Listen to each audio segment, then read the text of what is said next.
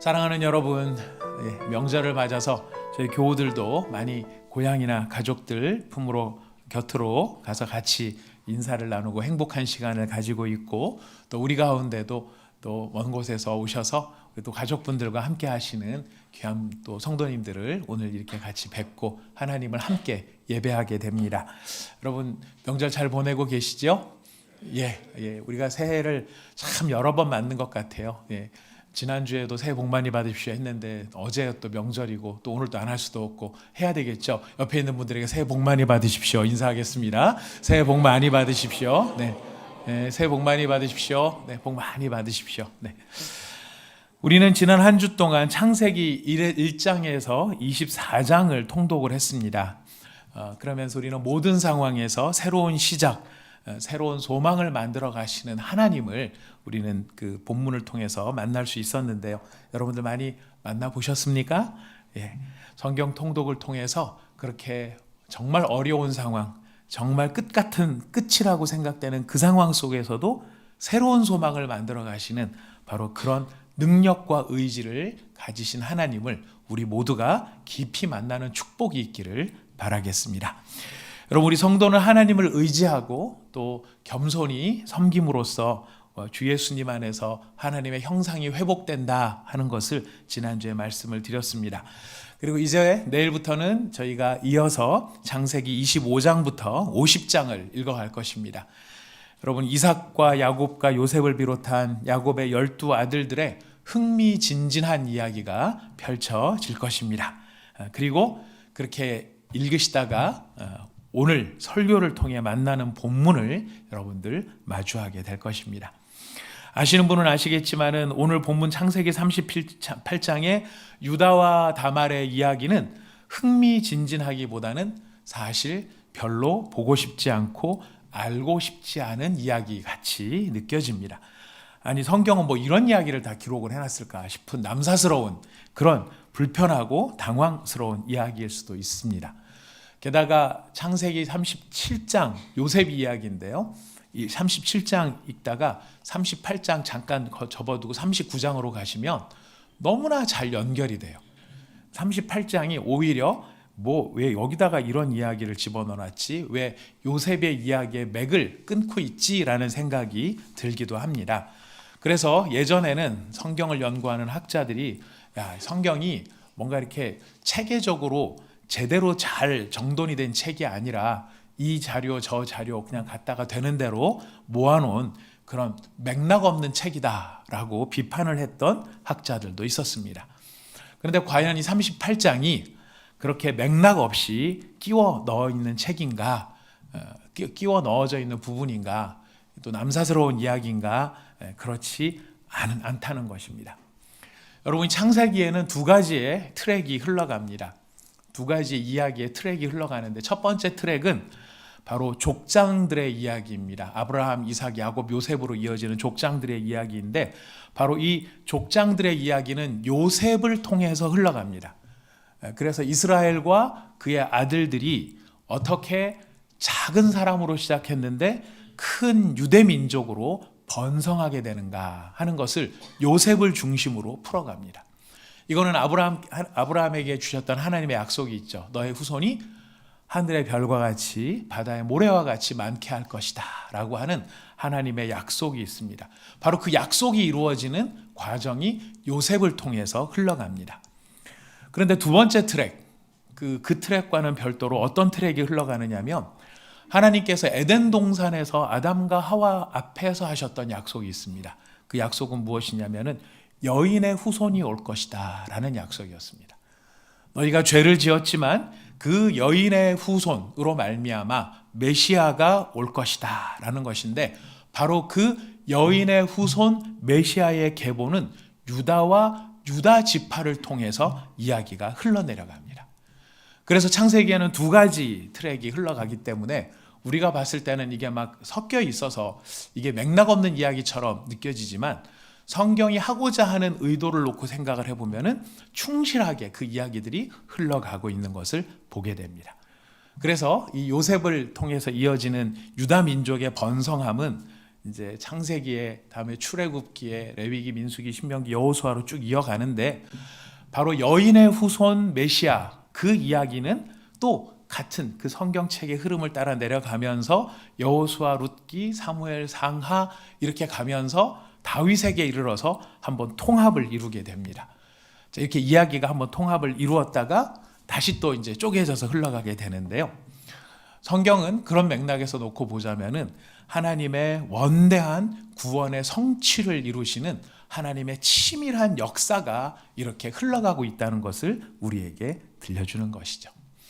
바로 여인의 후손 메시아의 계보 예수 그리스도께까지 이어져 가야 하는데, 그 예수 그리스도, 여인의 후손이신 예수 그리스도가 오시기까지 어떤 과정을 거쳐서, 어떤 사람들을 거쳐서 예수 그리스도께로 이어지는가를 사실 가감없이 설명을 해주고 있는 것입니다.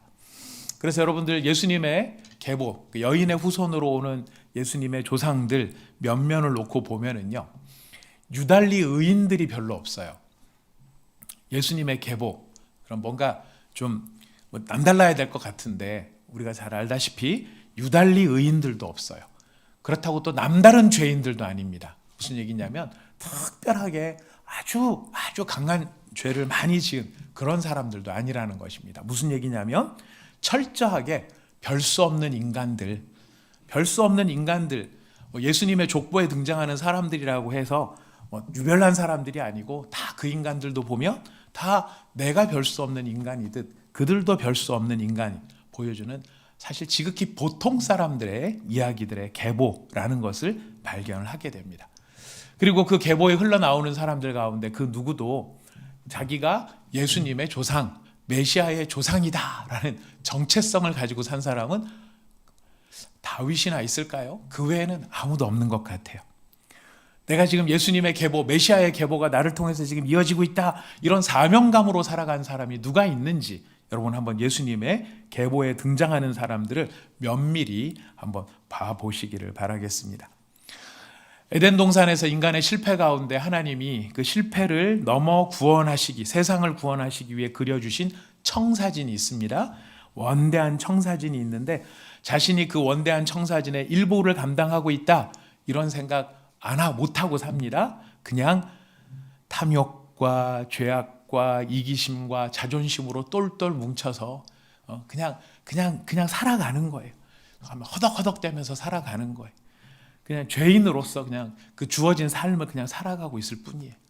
자, 그런데 참으로 놀라운 것은 이런 인간의 부조리함과 무능력함에도 불구하고 바로 그런 인간들의 계보를 이어가시면서 하나님은 하나님의 구원의 역사를 이루어 가시고 만들어 가시는데 막힘도 없으시고요. 아주 그 구원의 역사가 도도하게 흘러갈 수 있도록 전능하신 하나님이 친히 이 별 수 없는 인간들을 이끌고서 가고 계신다라고 하는 것이 바로 예수님의 계보가 보여주는 모습들인 것입니다. 그런 맥락에서 보면 성경의 가장 중요한 분야가 있다면 바로 족보입니다.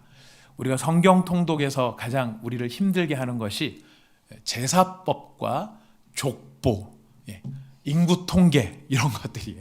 이런 것들을 만나면은 통독할 때 참 힘이 들어요. 왜 이런 스킵해도 됩니다. 사실은 우리는 그냥 다 스킵을 해도 되는데, 그러나 조금 관심을 갖고 보면은 여기에 하나님께서 이런 계보들을 우리에게 좀 보여주시는 것이 여인의 후손 메시아, 바로 그 메시아의 계보를 이어가 어떻게 이게 끊어질 듯 하면서 끊어지지 않고, 이게 폭삭 망할 것 같은데 망하지 않고 이게 어떻게 이렇게 흘러가는가 하는 하나님의 전능하심을 보여주는 것이 바로 족보의 기능이라고 볼 수 있는 것입니다. 바로 이런 맥락에서 그 여인의 후손 메시아의 계보라고 하는 맥락에서 우리가 창세기 38장을 다시 보면은요, 이 창세기 38장이 사실 그렇게 우리가 그냥 나쁘끄러운 이야기, 유다와 다말의 참 그렇고 그런 추문과 같은 이야기, 그게 아니라 얼마나 놀라운 하나님의 은혜가 여기에 흐르고 있는가를 우리는 발견을 하게 됩니다. 유다와 다말 사이에서 베레스와 세라라고 하는 쌍둥이 아들이 태어나죠.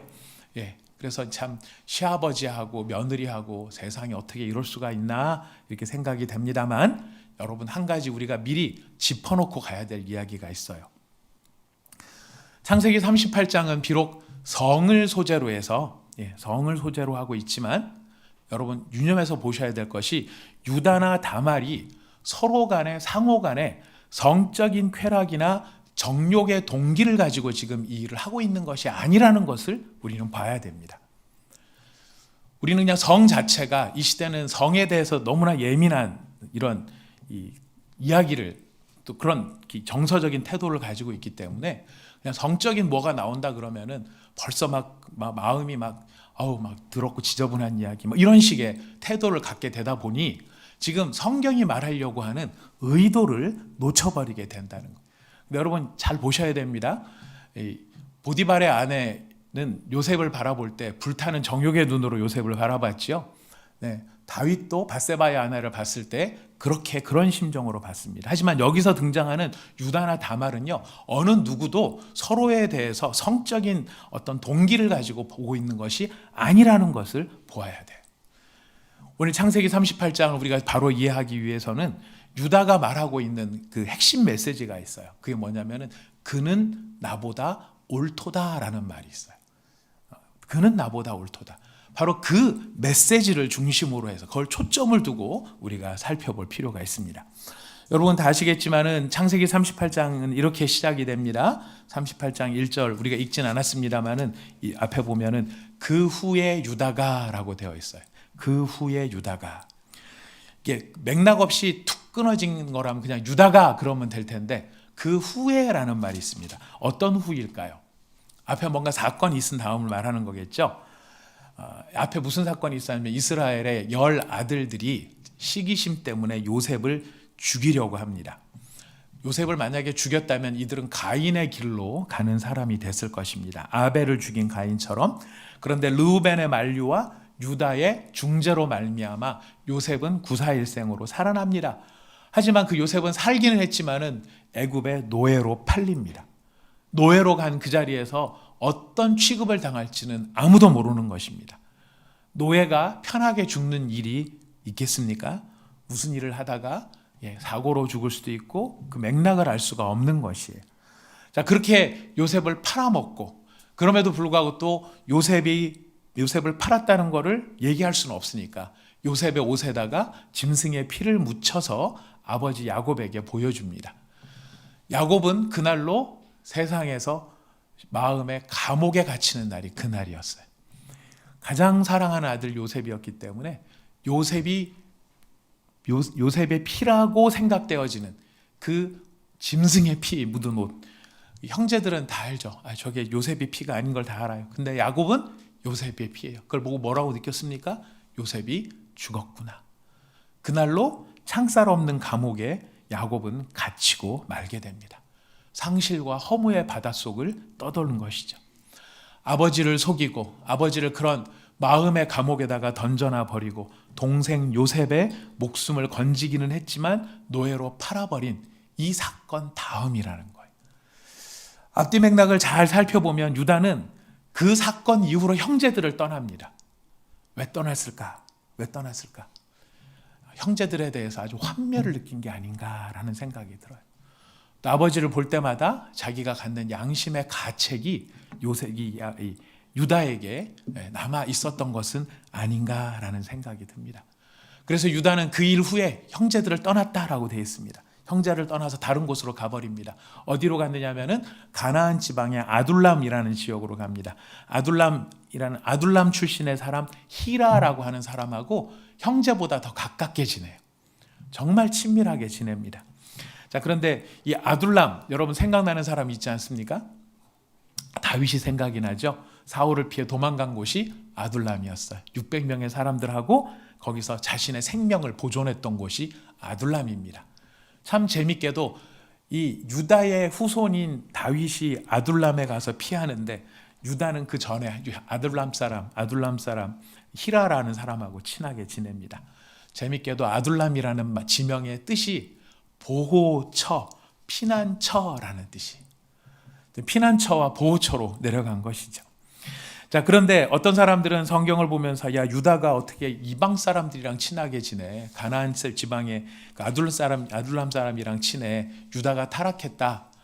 가나안 사람의 영향을 받았다 생각을 합니다. 뭐 그런 부분도 있을 수 있습니다.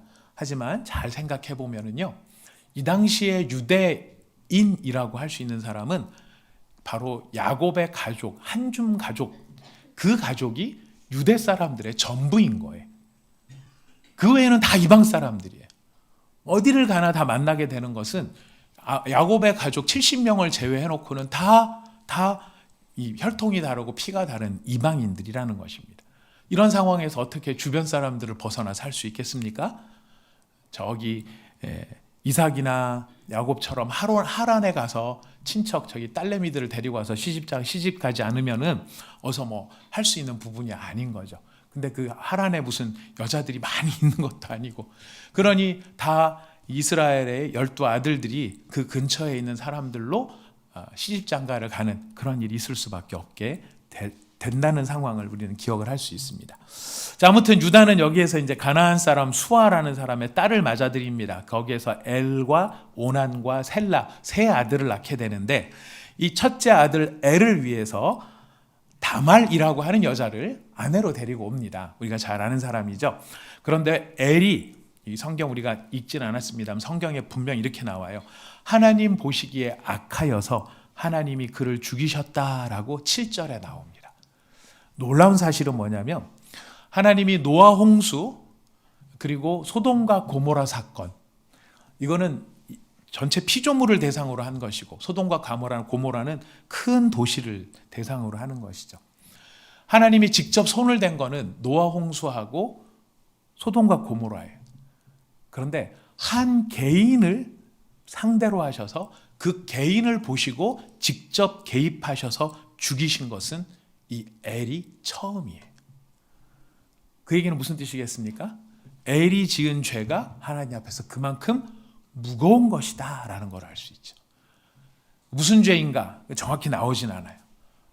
하지만 우리는 이 이야기의 흐름으로 놓고 보면 엘이나 오난이나 다 비슷한 부류의 사람이라는 것을 추측을 해볼 수는 있습니다. 형이 엘이 하나님 보시기에 악하여서 죽게 되니까 이제 엘의 동생이 오난이에요. 근데 이 당시에는 어떤 문화가 있느냐면, 형이 죽으면 이 형의 가문, 계보가 끊어지지 않도록 하기 위해서 동생이 그 형수에게 아기를 낳아줘야 될 책임이 있었던 거예요. 그래야 그 아이가 자라나서 이 가문이 끊어지지가 않는 거예요. 계보가 계속 흘러가게 된다는 겁니다. 자, 그런데 만약에 그 형이 물려받을 자식이 없다, 형의 재산을 물려받을 자식이 없다, 그러면 그 재산은 누구에게로 갈까요? 동생에게로 가는 거예요. 여기 보면 오난이 형수를 맞아들여서 이 법적 책임을 다 하는 그런 외형을 취해, 형수를 맞아들였으니까. 하지만은 겉으로는 형수를 맞아들인 것 같지만 실제로는 피임을 해버리는 거죠. 이유가 뭘까? 이유가 뭘까? 성경학자들 이야기합니다. 이건 틀림없이 오난이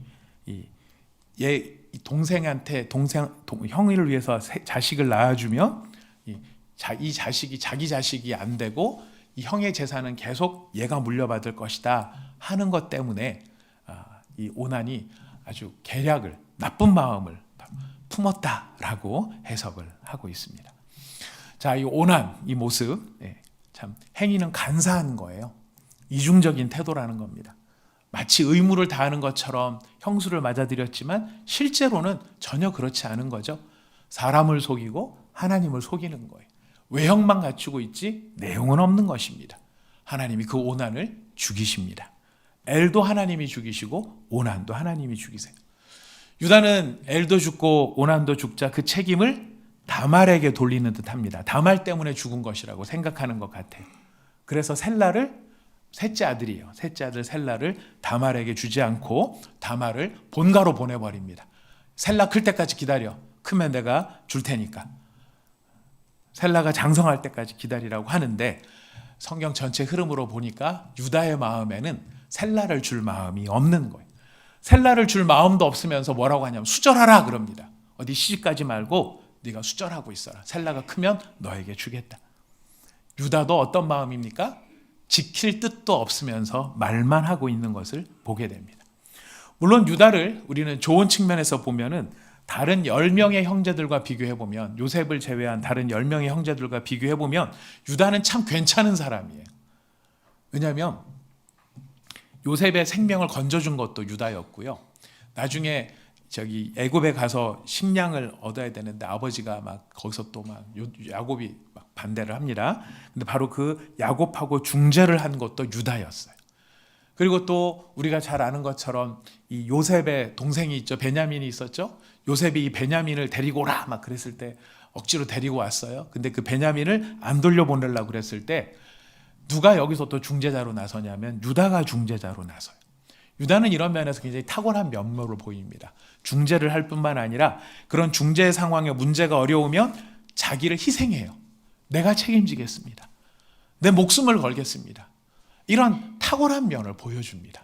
그러나 그런 면에서의 탁월함은 있지만 그렇다고 해서 유다가 거룩한 사람이냐?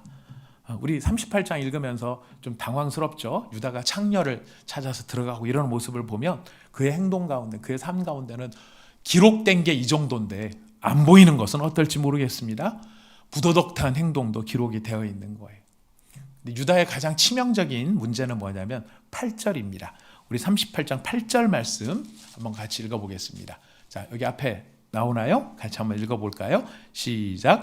유다가 오난에게 이르되 내 형수에게 들어가서 남편의 아우된 본분을 행하여 내 형을 위하여 씨가 있게 하라.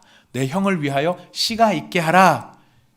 씨가 있게 하라. 이건 이 창세기에 있어서 가장 중요한 맥락이에요. 하나님께서 아담과 하와의 가인과 아벨 이 사건 이후에 가인은 쫓겨나고 아벨은 죽고 씨가 없잖아요. 그래서 하나님이 아담을 기억하셔서 셋이라고 하는 씨를 보존하게 하십니다. 창세기의 가장 중요한 맥락이 씨를 보존하는 일인데 유다는 씨를 보존해야 된다. 형을 위해서 씨가 있게 하라. 그렇게 얘기를 했지만 엘도 죽고 오란도 죽는데 그게 하나님의 손길에 의한 것이다. 이런 것에 대한 통찰력은 없었던 것 같아요. 그리고 가장으로서 이 문제를 분명하게 교통정리를 했어야 되는데 다말에게 셀라를 주는 일을 행하지 않습니다. 다말이 어떻게 합니까? 시아버지인 유다가 자신이 사는 지역 가까이 왔을 때 창녀 행세를 해요. 유다는 자기 며느리인지도 모르고 다말과 관계를 가져요. 그리고 이 다말한테 뭐를 줘야 되는데 뭘 지금 줄 게 없으니까 다말이 요구합니다. 지팡이들 주고 도장을 주고 끈을 달라. 이거는 이게 신분증 같은 거, 우리로 말하면 일종의 신분증 같은 거. 신분증을 지금 주민등록증을 대신 받아놓고 기다리는 거죠. 자, 그런데 나중에 이 주민등록증 같은 이 기능을 하는 이걸 찾으려고 갔는데 들은 이야기는 그 동네에는 창녀가 없다라는 말만 들어요. 참 재밌습니다. 여기 지금 등장하는 인물들이 다 겉이 다르고 속이 다른 거예요. 유다도 겉이 다르고 속이 다르고요. 오난과 엘도 겉이 다르고 속이 달라요. 여기 다말도 마찬가지예요. 겉모습은 창녀의 행세를 했지만은 실제로는 창녀가 아닌 사람이에요. 실제로는 창녀가 아닌 사람이에요. 자, 아무튼 이 상황에 유다는 소식을 듣습니다. 다말이 임신을 했다. 유다가 이 이야기를 듣자마자 앞뒤도 가리지 않고 한마디를 내지릅니다. 뭐라고 했죠? 우리가 다 같이 읽었는데 뭐라고 했느냐면 뭐라고 했냐면 불태워 죽여라. 변호도 없어요. 들을 얘기 왜 그랬다니 무슨 일이라니 이런 걸 들어보려고도 하지도 않아요. 그냥 다짜고짜 불태워 죽여라.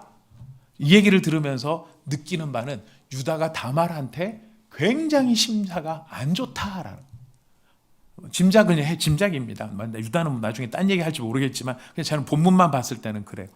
아니 뭐 들어볼 생각도 안 하고 불태워 죽여라 이거 그냥 자기 마음인 거죠. 그러니까 유다의 마음이에요. 이 다말을 불로 싸지르고 싶은 게 지금 유다가 가지고 있는 마음이에요. 수절을 명했는데 시아버지가 시집가지 말고 수절을 명했는데도 그 말을 따르지 않아? 내 아들 둘이나 잡아먹고 이 나쁜 이런 마음. 이 다말이 자기의 말을 따르지 않았던 것 때문에 흥분을 합니다. 하지만 우리가 잘 아는 것처럼 그때 주민등록증을 꺼내놓는 거죠. 이 사람입니다. 이 사람 때문에 그렇습니다. 다말이 임신한 태아가 유다의 자녀라는 사실이 드러납니다. 그 주민등록증을 손에 받아들고 유다가 하는 말, 그게 무엇냐면 얘가 나보다 옳아라고 하는 이야기였어요. 어떤 의미에서 옳다고 하는 걸까요? 무엇 때문에 다말이 유다보다 옳았던 것일까요? 사실 다말은 유다를 속인 거거든요. 임신까지 한 거예요. 그런데도 다말이 옳다라고 말하는 거, 무슨 이야기일까요? 여기서 우리는 진지하게 질문해야 될 부분이 있습니다. 지금 유다와 다말의 이 행동 문제를 넘어서 우리는 다말에게로 조금 주의를 집중할 필요가 있는데요. 다말의 의도가 무엇이었느냐라는 거예요. 다말이 왜 창녀 행세를 하고 시아버지와 동침하는 그런 일을 계획을 했겠느냐. 다말은 굉장히 철저하게 계획하고 철저하게 준비해서 실행을 했습니다. 근데 그게 뭘 위한 거냐라는 거예요. 뭘 위한 것이었을까요? 유다를 연모하고 막 시아버지를 보면서 끓어오르는 막 그 간절하고 애절한 감정, 여러분 이것입니까? 내가 시집을 잘못 와서 시아버지한테 시집을 갔어야 되는데 이런 거였습니까? 전혀 그렇지 않아요. 이 다말이 바라고 다말이 하고자 했던 거는 하나예요. 유다 집안에 씨가 있게 하는 거였어요. 유다 집안에 씨가 있게 하는 거였어요. 유다의 집안의 계보가 이어지게 만드는 것이었어요. 유다 집안의 계보, 이게 어떻게 흘러갑니까? 우리 룻기를 한번 읽어보겠습니다. 여러분 아마 성경 모니터에 나오겠죠? 룻기 4장 12절 같이 읽어보겠습니다. 시작. 여호와께서 이 젊은 여자로 말미암아 내게 상속자를 주사 내 집이 다말이 유다에게 낳아준 베레스의 집과 같게 하시기를 원하노라 하니라. 자, 잘 보세요. 베레스가 등장하죠. 누가 나왔습니까? 다말이 낳은 여자. 다말이 낳은 동생이에요. 베레스와 세라가 있는데 베레스. 그 베레스의 집같이 되기를 원한다. 이 젊은 여자가 누구냐면 룻이에요. 룻을 축복하는 게 다말처럼 되라고 축복을 하는 거예요. 이 일이 어떻게 이어집니까? 우리 룻기 4장 18절에서 22절을 읽어봅시다. 18절에서 22절 읽어봅시다. 시작. 베레스의 계보는 이러하니라. 베레스는 헤스론을 낳고 헤스론은 람을 낳고 람은 암미나답을 낳았고 암미나답은 나손을 낳았고 나손은 살몬을 낳았고 살몬은 보아스를 낳았고 보아스는 오벳을 낳았고 오벳은 이새를 낳고 이새는 다윗을 낳았더라. 다말이 유다를 통해서 사실은 유다가 다말을 통해서 낳은 것이 돼야 되는데 주도적인 걸 보면 다말이에요. 다말이 유다를 통해서 낳았던 그 계보가 어디까지 지금 내려가고 있습니까? 다윗까지 내려가고 있는 것이. 저는 이 계보가 다윗의 계보가 나중에는 결국 누구에까지 이어지느냐면은 예수 그리스도까지 이어지죠. 근데 제가 여기에서 다말이 내 후손을 통해서 저 먼 미래에 메시아, 여인의 후손 메시아, 그 예수가 태어날 거야, 이거를 알고 했다라고 보기는 저도 모르겠습니다. 그런 깨달음이 있었다? 모르겠어요. 왜냐하면 이때는 야곱이 죽기 전이에요. 이 유다 지파가 복을 받게 되는 거는 야곱이 죽을 때 복을 받거든요. 유다가 죽으면서 예언을 남기는데 각 지파에게 다 복을 줘요. 다 복을 주고 또 모세가 죽기 전에 이스라엘 지파에게 또 축복을 합니다. 예언적 축복을 합니다. 자, 그때 제일 많이 복을 받은 지파가 유다 지파예요. 근데 지금은 야곱이 살아있고 모세는 태어나지도 않은 때예요. 그런데 이 이방 여자, 유대인이라고 아까 말씀드렸죠. 70명에 들어가지도 못하는 바로 이 이방 여자 다말이 지금 먼 미래를 보고 그 미래를 바라보기 때문에 뭘 했다? 전 그렇게는 보이지 않습니다. 하지만 중요한 건 무엇이냐면 다말이 큰 그림을 이해하지는 못했다 할지라도 중요한 건 뭡니까? 자신의 삶의 자리에서 자신에게 주어진 책임과 의무를 다하기 위해 최선을 다하고 있다는 사실이에요. 다말이 하고 있는 일은요, 다른 일이 아니에요. 내가 이 집안에 며느리로 들어와서 며느리로서 이 집안 가운데 해야 될 자신에게 주어진 책무와 의무, 책임과 의무, 이게 뭐냐면 이 씨가 이어지도록 하게 하는 것이. 그런데 지금 두 형, 그 위에 자기 남편 죽고 자기 시동생 죽고, 뭐 우리 이 조선의 유교 사회에서는 있을 수도 없는 이야기겠지만 중동 지역의 문화로 여러분 보셔야 됩니다. 지금 가치관이 틀려요. 여기에서는 씨가 이어지게 하는 것이 덕인 것이에요. 이 상황 속에서 지금 유다는 다 자라난 셀라를 자기에게 줘야 되는데 그렇게 하지도 않고, 자, 이 상황 속에 그럼 어떻게 해야 내가 이 책임과 의무를 다하겠는가? 여러분, 우리가 지금 요즘 살아가고 있는 세상은 책임과 의무보다는 권리와 권한을 더 많이 관심 있어야 하는 세상을 살아가고 있습니다. 내가 무엇을 해야 되는가? 내가 어떻게 더 잘 이거를 감당해야 되는가? 라고 하는 생각보다는 어떻게 해야 내가 손해보지 않고, 어떻게 해야 내가 더 많은 것을 얻고, 어떻게 해야 내가 더 많은 것을 누리며 살 것인가? 여기에 대한 관심이 더 많은 세상이에요.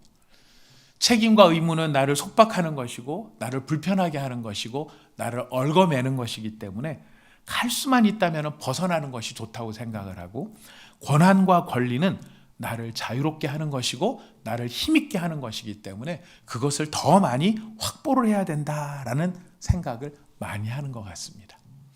자, 그런 관점에서 보면 여러분 진지하게 생각을 해보는 거예요. 제가 이번에 두 번째 우리가 이 성경 통독을 하면서 가장 중요한 주제로 잡고 있는 것은 소망입니다. 소망. 하나님께서 어떻게 소망을 만들어 가시는가, 이런 관점에서 지금 성경 통독을 강조를 하려고 하는데요.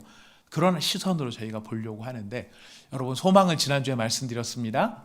현재가 그렇지 않다라는 거예요. 현재는 그렇지 않지만 나는 현재에 매여 살지 않고 과거에 매여 살지 않고 미래를 바라보며 살겠습니다 라고 하는 것이 소망이라고 말씀을 드렸습니다. 자, 그렇다면 미래는 어떻게 만들어지느냐라는 거예요. 미래는 어떻게 만들어지느냐. 권리와 권한이 참 중요해요. 우리가 그걸 무시할 수는 없습니다. 꼭 있어야 됩니다. 하지만 우리 너무 잘 알아요. 책임과 의무의 감당 없이 권리와 권한만 이야기하는 것은 자유가 아니라 방종으로 흘러간다는 것을 세상 사람들도 잘 알고 있습니다. 자, 그렇다면 참된 미래를 만들어가고 참된 소망을 만드는 길은 어디에 있는가? 바로 책임과 의무의 닻을 내리는 것이라는 것이. 책임과 의무에 내 뿌리를 내리는 것이라는 것. 그 책임과 의무에 충실하는 것이 놀랍게도 소망을 만드는 길이 된다는 것입니다. 유다가 다말을 보고 네가 나보다 옳다라고 말한 것이 어떤 이유 때문입니까? 바로 이것이죠. 유다는 책임과 의무를 방치하고 있었는데 다말은 책임과 의무를 이루어가기 위해 목숨을 걸었다라는 사실이에요. 목숨을 걸고 그 책임과 의무를 감당하려고 한다는 것입니다. 여러분, 이 모습은 누구의 모습을 우리로 하여금 떠오르게 하느냐면 바로 예수 그리스도의 모습을 떠오르게 하는 것이. 사랑하는 여러분, 우리는 하나님을 언약의 하나님으로 기억합니다. 언약의 하나님이란 무슨 뜻일까요? 약속하시는 하나님이라는 거죠. 근데 여러분, 약속한다는 게 무슨 뜻입니까? 약속이 무슨 의미를 가지고 있습니까? 약속은요, 이 약속을 지킬 것에 대한 책임과 의무 가운데 자기 자신을 묶어두겠다라는 뜻이에요. 여러분, 약속 많이 하시죠? 많이 하셨죠? 내가 너를 지켜줄게. 뭐 약속 많이 하셨지 않습니까? 네. 손에 물 안 묻히게 해줄게. 약속하지 않았습니까? 별도 따다주고 달도 따다주고 다 따다줄게. 아마 약속을 하셨을 거예요. 그때 기분 문제였습니까? 말이 그렇다는 거지 이런 겁니까? 아니죠. 우리가 뭔가 약속을 한다는 것은 그 약속에 대한 책임과 의무 가운데 자기 자신을 묶어놓는 것이에요. 근데 하나님이 약속을 하셨다, 언약을 하셨다는 무슨 뜻입니까?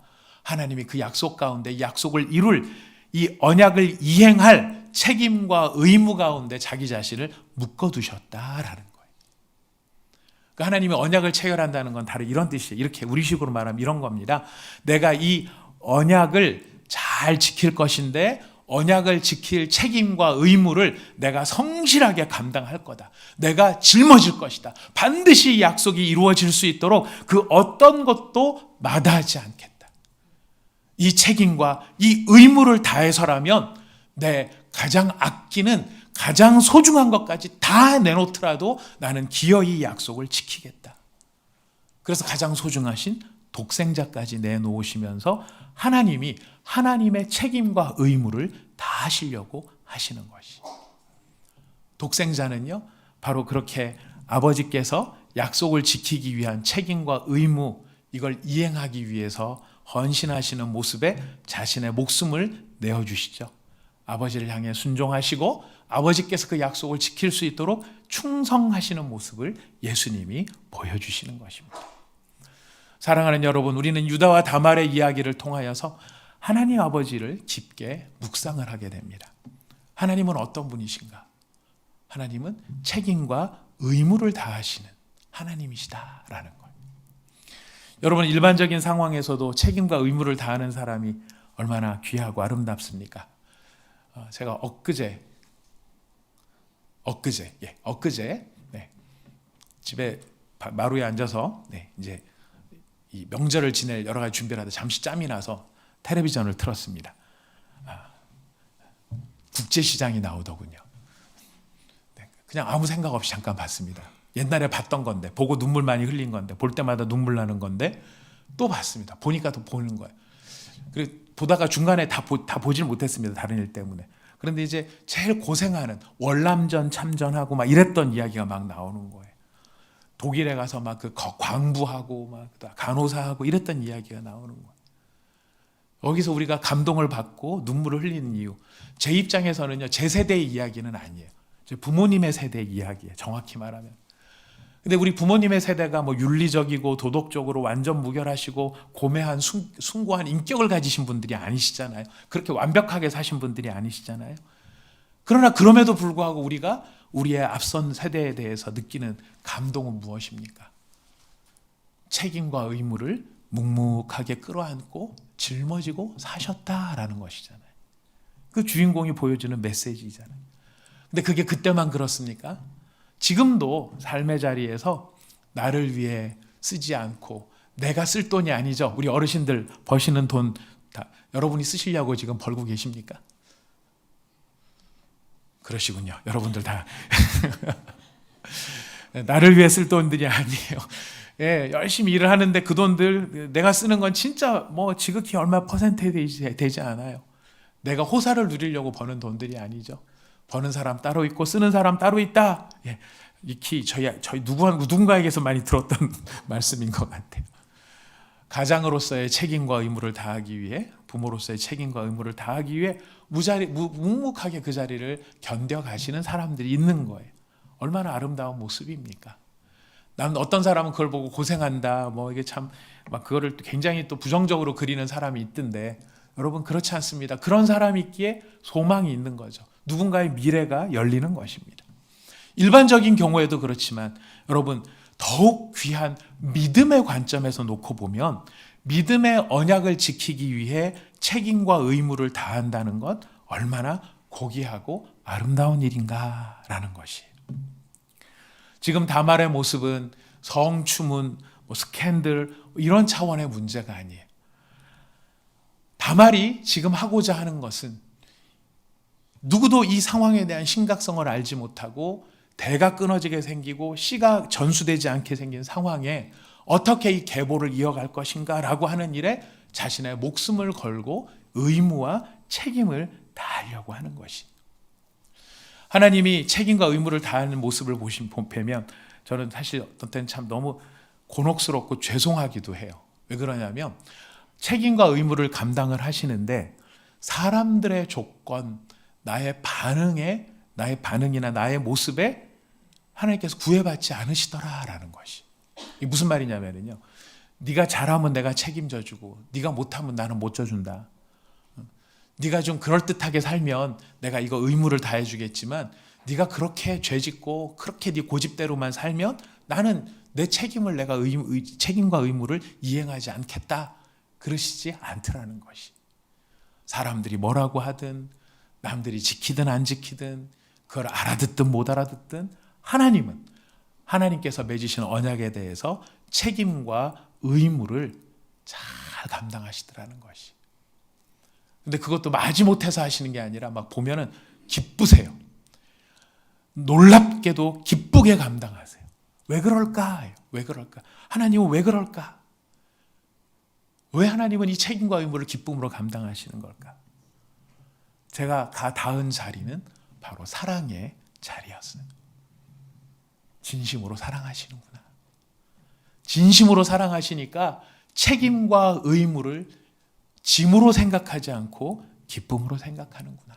이렇게 사랑하시는구나. 자, 이러한 깨달음은 우리를 하나님을 향해서 하나님이 행하셨던 것과 같은 반응으로 우리를 초청하고 있습니다. 저는 성경을 보다 보면 자주 이렇게 느낍니다. 하나님과 우리와의 관계, 언약의 관계는 마치 데칼코마니 같아요. 아시죠? 데칼코마니.